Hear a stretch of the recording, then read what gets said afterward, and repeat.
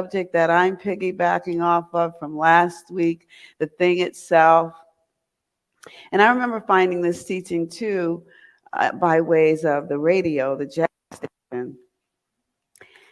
But I also want to start out the way it works with this, is that it will work immediately, eventually, or eternally. And the how part is not our part. The how part is the God part. If we're saying that everything is it, this is it, I'm it, you're it, the world is it, the food we eat is it, the birds that fly are it, the car we drive is it. So if everything is it, how do we get those things? We either got them right away, like a cup of coffee in the back, or we got it eventually, because with COVID, we were all sequestered, and eventually we all came back together. Or it's eternally, which is that presence that started from nothing, and out of nothing and out of no way, everything has ever been made has been made. So here we are, human beings playing around on the planet. And one of the human beings that was playing around on the planet, whose birthday is today, who's not on the planet anymore physically, but spiritually, Martin Luther King Jr. And I also have a cousin, a niece really, I call her, but she's cousin by way of the family tree, who's out having this adventure. And I called her and wished her a happy birthday today. And I said, did I get it right? Are you actually born on Martin Luther King's birthday? She's like, I am. I'm like, imagine that, having somebody who was born. He was a minister as well. He was one of the most activist people, our civil rights activist movement during my youth. Died of an assassination April 4th. And as we know, the season of nonviolence is coming up. And he's actually a part of why we have the season of nonviolence. He and Mahatma Gandhi. So as we look at how it works, each of us have our teachers that we stand on the shoulders of, it seems. And as we think about that, I think about this immediately, eventually, eternally on how it works. I think as humans, we're not patient at all. I know I'm not. So as we think about this, I think about the song, That's the Way of the World. I didn't prompt anyone to play any songs for me today, and we've got our multi-talented Vance back there doing everything. But if I could cue him now, I would ask him to say, That's the Way of the World, or play That's the Way of the World by Earth, Wind, and Fire. And if you remember that song has lyrics in it that says, when we're born as children, we have this heart of gold. And then we talk about the streets are paved with gold. So, we always have these analogies that kind of match. And then what it says in that line is that the world will make your heart turn cold. So every time we consider our children, our childlikeness in us, and then one thing after another happens, either eventually or immediately, we're not thinking about the eternally. The eternal is the power that made everybody, that made everything. But here we are, I want it now. We're in a society of I want it now. And if we looked at the video where it said heal, whole, and healthy, was it? That's all internal. You showed all of it was quiet. Even the baby was chilling. Right? Didn't he, mommy, daddy, just what is this? And just intrigued with it, in the water and the rocks and the nature of it all.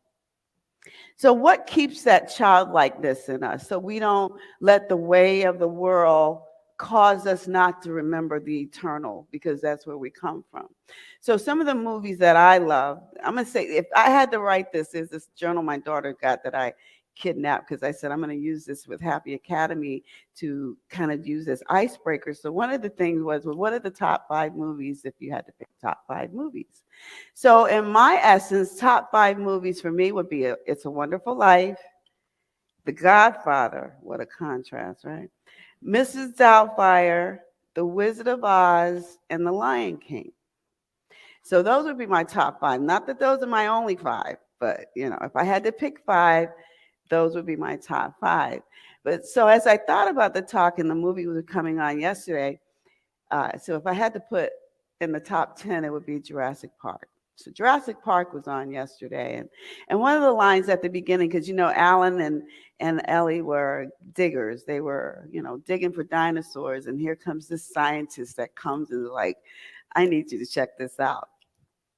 And so before this inventor arrives, they're digging and they're looking at what it looks like in the computer, and the guy says, don't touch the computer because you'll lose the vision. And so he's trying not to touch it, and he touches it, and then it gets all static. And he says, I hate computers. And Ellie says, the feeling is mutual. So I really took that part to say that whatever we put out there in the how comes back to us. So when she said the feeling is mutual, what are we putting out there? Are we putting mutual feelings out there? What are we putting? I hate computers out there, or do we? Now, I picked up on that being a former IBMer. It's like, he hate computers, man. You couldn't even do your job without you. So I loved computers.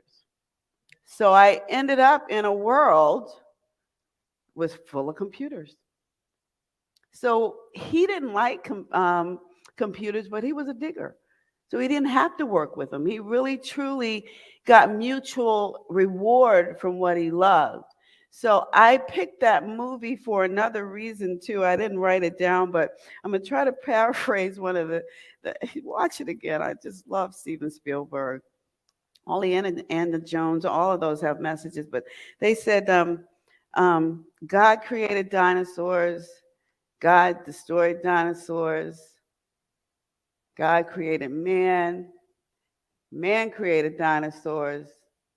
Dinosaurs destroyed man. And then the woman says, women inherit the earth. So here we are, women. We're inheriting the earth, and not that we don't coexist with all. I thought about Harriet Tubman with that one as we think of MLK Day. And as we think of MLK and being the person in the package that God gave me, Harriet Tubman stands out. And she stands out for me because she couldn't read or write. But this woman lived to be almost 100 years old and freed probably as many souls or more. And as I think about the fact that it happens immediately, eventually, or eternally, that's when those energies that are not present with us live through us.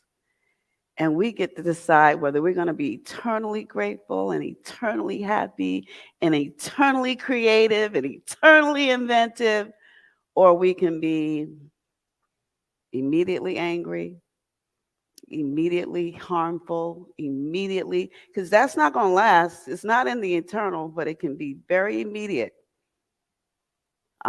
You've got a 6-year-old shooting a teacher in a class. That's immediate. Eventually, we will know more about why that is and the healing that will need to take place in that. But the immediate, and sometimes it's eventual, good or bad. And I'm just pointing out the good this time because I'm going to reflect on the book. Because I think about the Elvis Presleys and the Aretha Franklins and the Whitney Houstons and the Michael Jacksons and all those people have left us, but they're eternal because of the message that they left. Respect is one of the ones I really love, and one of the things that we do to know that there is something bigger than us is to respect that power, that it's eventually going to work eternally. And sometimes it's immediate. Sometimes I get every now and then you'll think of someone and they call immediately, don't they? It's like, I just thought about you. What? And then this book called Birds of a Feather. And this book came out of this center, if you will, because I became ordained in 2015. This center was started 2012, and I ended up going to another center, maybe 2019. So there was some time spent with CSL Midtown. So I had this thing called Prayer Works that I did on Monday nights because I traveled a lot and I wanted to still stay connected even when I wasn't in the center. And I kept saying I wanted to write a book. I want to write a book. And I thought it was going to be on metaphysics because, it's movies and music and metaphysics that move me, It's just, I got to tell the people about it some way. But I didn't even know where to start. And I've started a lot of places, but it wasn't coming together. So my granddaughter was the youngest baby at a family reunion, and they gave her a Dr. Seuss Cat in a Hat book. And it was real small, and it was in rhyme. And I said, I bet I could do a book like that. So I promised my prayer group, I'm going to do something because I want to make this happen. So it's like immediately, no, but eventually. And so over a weekend, I wrote the story that I'm going to read to you. And when I left IBM in 2020, I wasn't sure what I was going to do. But faith kicked in and says, well, you're not going to get a new boss because I could have stayed. It says, it's time for something new. So I prayed about it, woke up, covered about it, said, I'll see you about it, and left about it. That June was my last date. That August, I saw an ad on television that said, if you want to publish a book. So let me send this little script in I wrote for Prayer Work called Birds of a Feather. See what they do with that. That's September 2020. I'm on the way to the beach, what you saw there, and I get a call for an offer to publish. And my family was doing some different things because I think you realize that I had learned that I didn't even know my own true identity, that I didn't even know my father was. So that same year, I discovered his name and all of that from DNA ancestral. But when you start finding out the truth, you think it's going to be kumbaya, but it is quite the opposite when the truth starts to come out. So lo and behold, did I not know that this Birds of a Feather book was going to be more than a notion. So I asked, what bird doesn't flock? Since I didn't seem to be feathering together as this book decided it was going to come to life. And I said, I must be an eagle, because eagles don't flock. They mate, but they don't flock. So as I started out with this journey and they showed me what the illustration was and I signed up and all of this book came into life. And eventually it became this instead of just a email with paper and words. I hired an illustrator. You'll see all the colors when you order it. This was something that I thought I was going to give up on and said, the heck with it. I didn't use that word. So eventually this was a journey because it started, like I said, September 2020, and it was not published until December 2022. So this was a journey, and we can be immediately upset or immediately happy. We can eventually know that it's going to come out in right timing, or we can give up on it eventually and it never happened.